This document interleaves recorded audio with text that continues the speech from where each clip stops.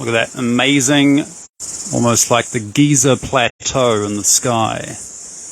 Very amazing, and yeah, the weather is so beautiful. You can hear the cicadas singing. We've just gotten over a massive flood. You can see everything is just completely displaced. This area where I'm standing in here was completely underwater. You can see there, the water was above that stone wall there. It was about a meter or half a meter above that,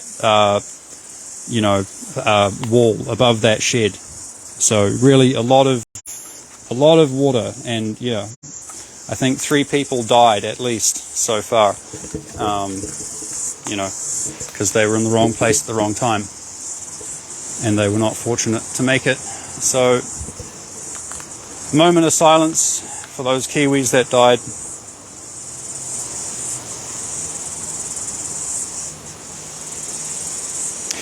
Andrew Tate. What does Commander Lars think about Andrew Tate? Firstly, only one phrase in one language is suitable for Andrew Tate. Masha Allah. Masha Allah. I learned this a couple days ago. It was almost like a spiritual experience. I set out with the intent of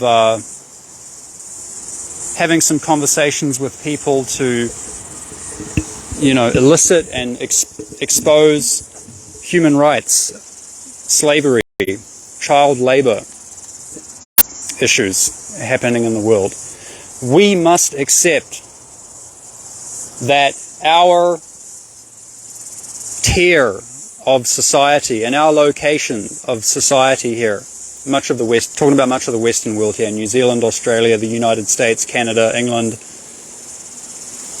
we still depend on child labor, slavery, and a lot of human rights abuse. We actually depend on these to a large degree for our cheap electronics and for, so many resources. Cobalt, for making batteries and a lot of electronics. Coltan for a lot of other, semiconductors and electronics and stuff. Tin, diamonds, gold, and so many more. Tungsten. 80% of this shit is still, people with their bare hands, and oftentimes they're walking around in flip-flops or their bare feet at gunpoint or at machete point to mine this stuff out of the ground. Or a lot of the times it's maybe not that bad, but it's still, they're not getting paid anything. They just get to live. Maybe it looks legit on the outside. Their employer will supply their gumboots and their a little shack somewhere in some African village to live in, or a Chinese village, or in Bolivia, or in Mali, or in Indonesia, where the different mining operations are exploiting child labor and slave labor and other human rights issues there. But they don't get anything. They have to borrow money, and then they have to pay this and that, and then eventually it's slave labor. Or a lot of these resources, it looks legit, and they're going out towards the rest of the supply chain legit, but then some other rebel groups will intercept those and sell them so that they can fund their militia and stuff in the Congo or in many other parts in the world. So by the time these resources, get to the factories in China, or the semiconductor places in Taiwan, or where they're manufacturing them in Tesla, or Samsung, Apple, all the big electronics companies, by the time those resources get there, they've already gone through so many. There's already so much slavery and human rights and child labor that has occurred in order for those resources to get from point A to point B. So we have to accept that. And Andrew Tate, mashallah,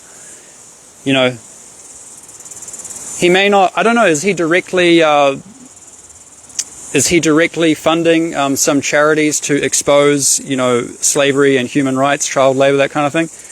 I'm not sure, but he is providing people.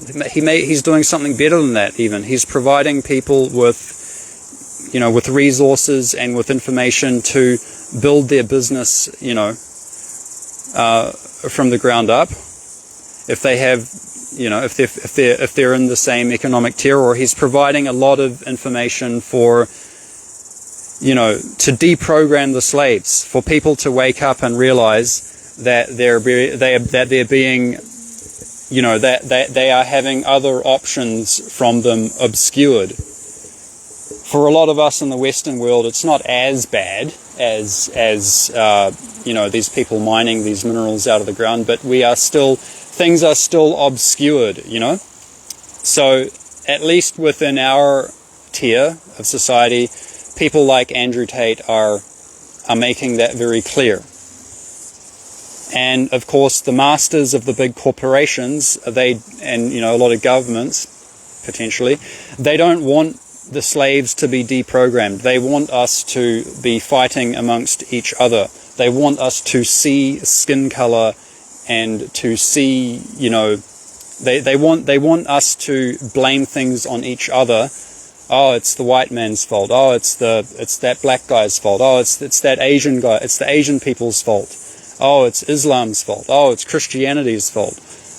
You know, the people that are, you know, the billionaires that are running stuff, that benefits them. That keeps us distracted from, you know, what's really going on. And this is really the main reason why Andrew Tate, you know, is being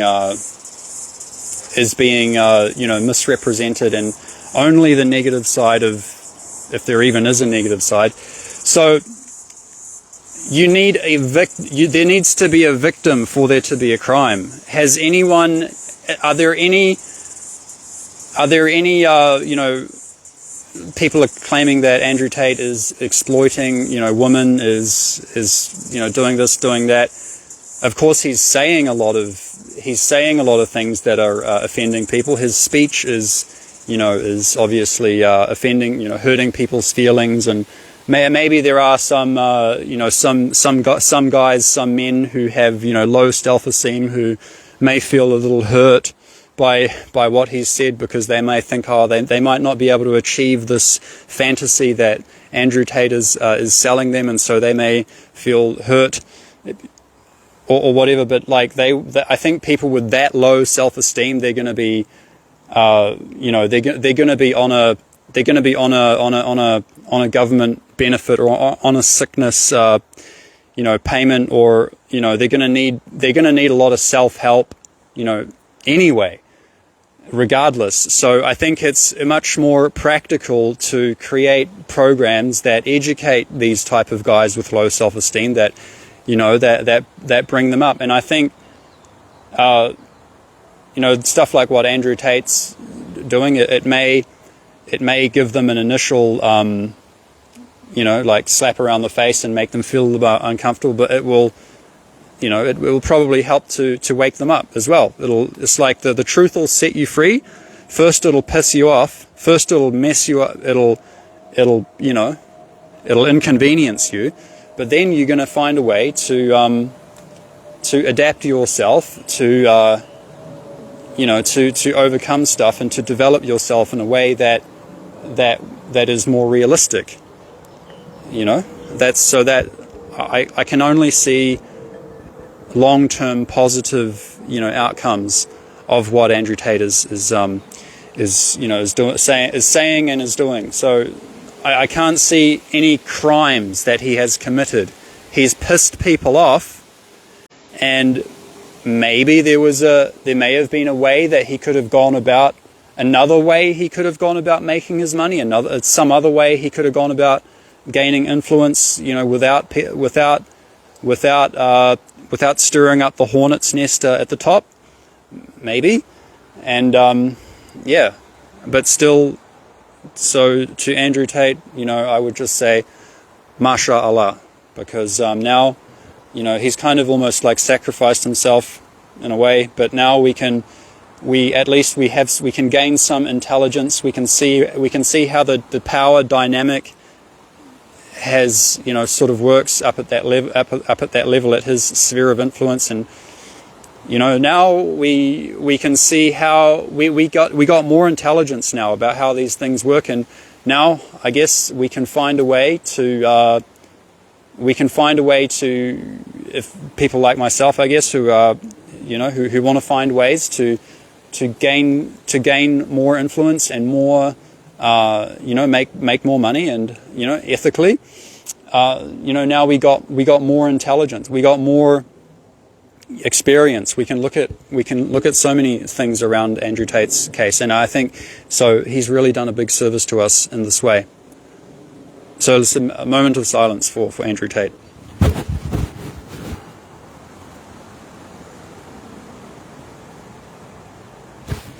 MashaAllah. So I think the next thing, well, let's talk about, because I'm going a little bit religious here. Let's see, is this thing still recording? Yeah, we're good. So because I went a little bit religious,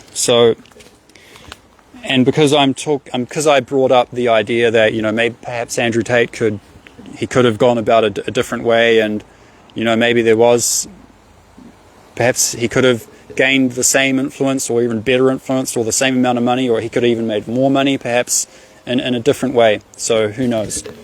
But these are, I'm going to read the precepts of Taoism, and because I guess because we're kind of talking about religion, I started by saying MashaAllah.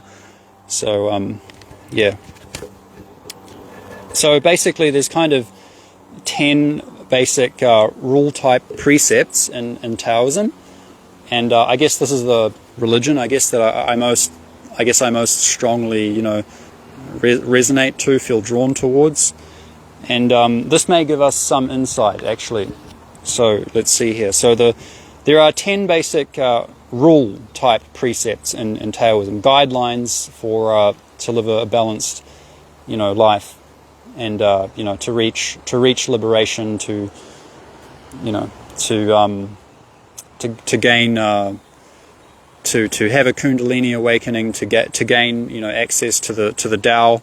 There's some precepts, guidelines that it's recommended that we follow in our cultivation, in our Tai Chi training, in our Neigong, in our Qigong, in our Kung Fu training, to actually make that training be more effective.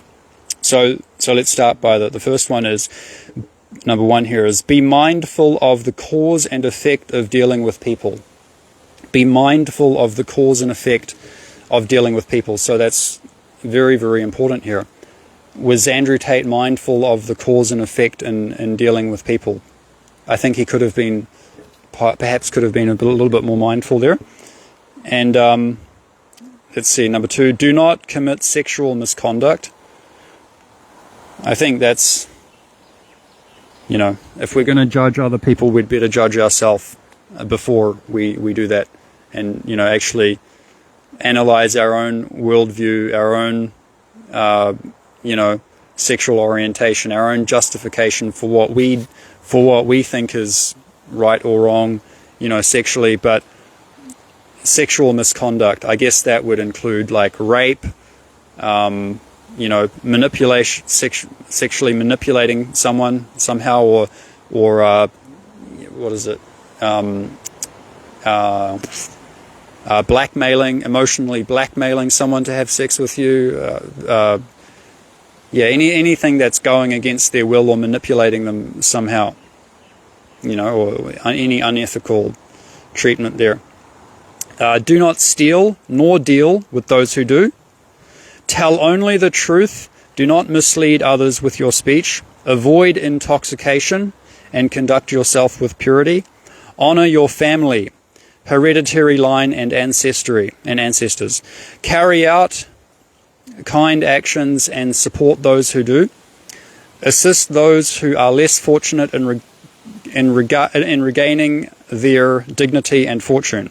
Assist others who are less fortunate in regaining their dignity and fortune. Carry out actions in accordance with the Tao. yet do not expect the same of others. Place others' attainment of Tao above your own. So those are the 10 sort of rules, precepts of Taoism, and then there's 1, 2, 3, 4, 5 sort of quality-based precepts, a little bit deeper level, to do with, changing the nature of your mind to resonate with the Tao, to resonate with the divinity, And that is, number 1, cultivate humility. Number 2, cultivate humor. Number 3, live with simplicity. Number 4, adhere to and develop wu wei, or wu wei. This is the concept of non-doing, or achieving without, with minimal action, with minimal effort. And number 5, cultivate compassionate qualities. So yeah, so I guess with that, and I think the last thing that I think I should bring up while I'm on this kind of talking point is that people accuse Andrew Tate of trying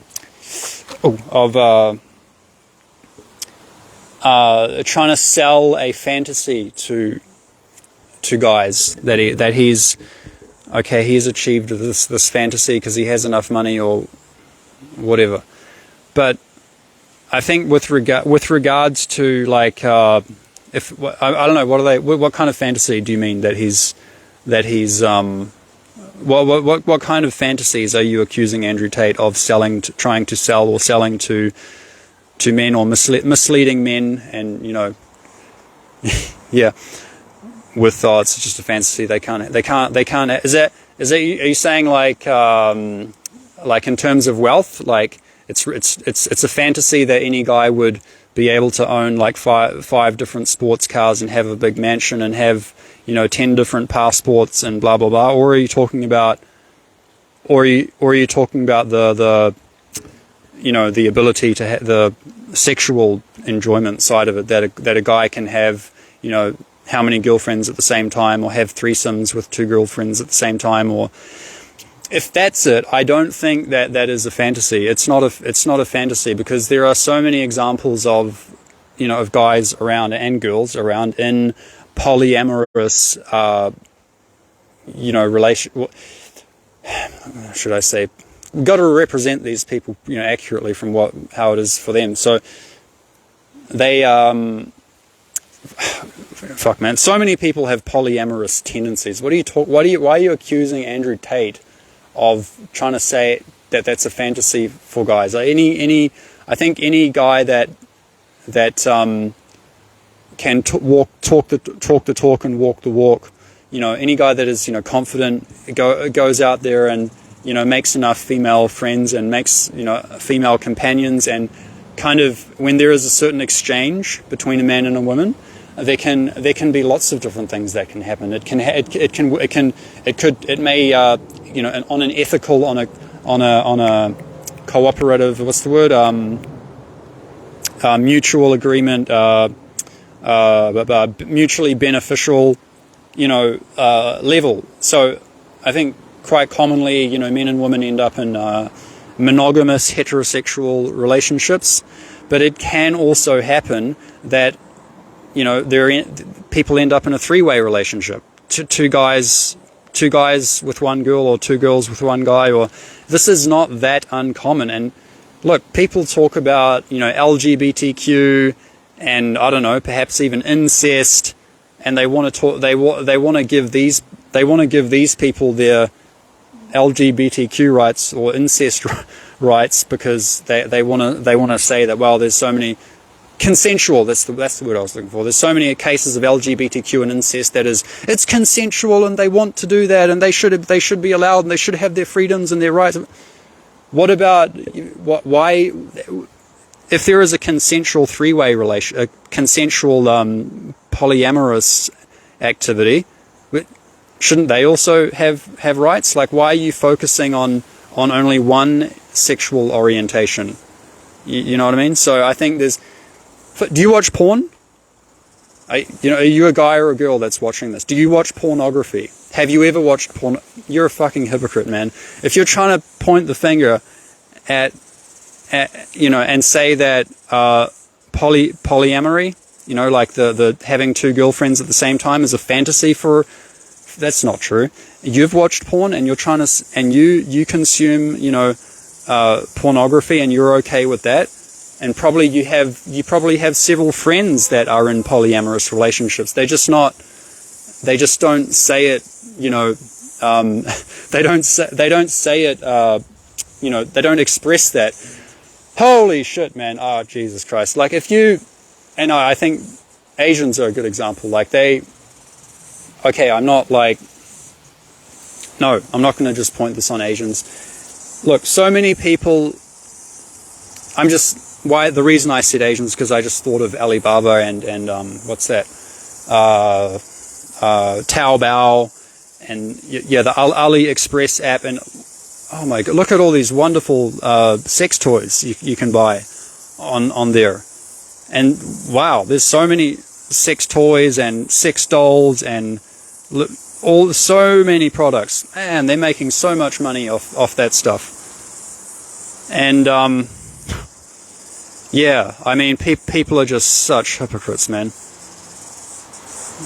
So they're definitely, I think it's perfectly fine I don't think it's any stretch of imagination that, you know, guys or girls can have multiple sex partners, and it's consensual and it's fine, and it's, you know, I think there are a lot of cases of that. So yeah, stop being such a fucking hypocrite.